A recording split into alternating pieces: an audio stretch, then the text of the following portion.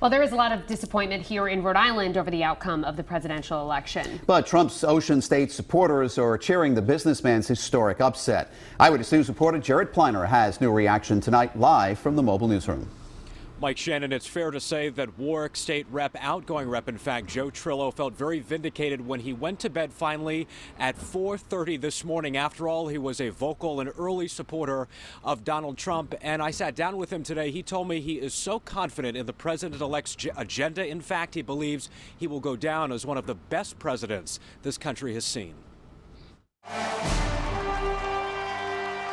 President-elect Donald Trump's honorary Rhode Island campaign chair on a night that put polling and punditry to shame. They weren't seeing it, what was happening. It was the average middle-class person who felt like the country was slipping away from them. Trillo admits there were times when he was nervous about Trump's paths to 270. When you're hearing all these polls, poll after poll after poll, I know there's a closet vote out there, but I don't know how to measure it because it's not pollable, and it never will be pollable. Though Hillary Clinton took Rhode Island, Trump had a very strong night here, far stronger than Mitt Romney's showing in 2012. If you call a registered Democrat and want them to admit to a so-called pollster who they're going to vote for, they'd have to be crazy to say they're going to vote for anybody but the Democrat. Clinton backer Governor Gina Raimondo says Tuesday was a disappointment, but life goes on. Like everybody else, got up today, got the kids off to school, I'm at work, and now we got to come together.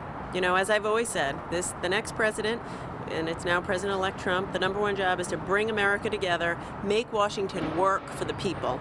And my job's the same. Trillo acknowledges Trump has a real learning curve when it comes to government, but believes he's well equipped. I think you're going to see him surround himself with good people and bring the country together as best it can.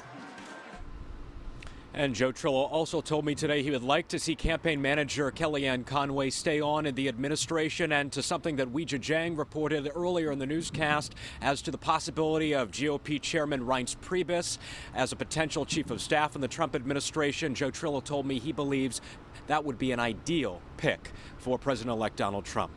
Coming up new at 6 o'clock, Rhode Island's congressmen weigh in on last night's victory. Live with the mobile newsroom tonight in Providence, I'm Jared Pliner, Eyewitness News. Thank you, Tim. And supporters of Donald Trump continue to rejoice less than 24 hours after he was named president-elect.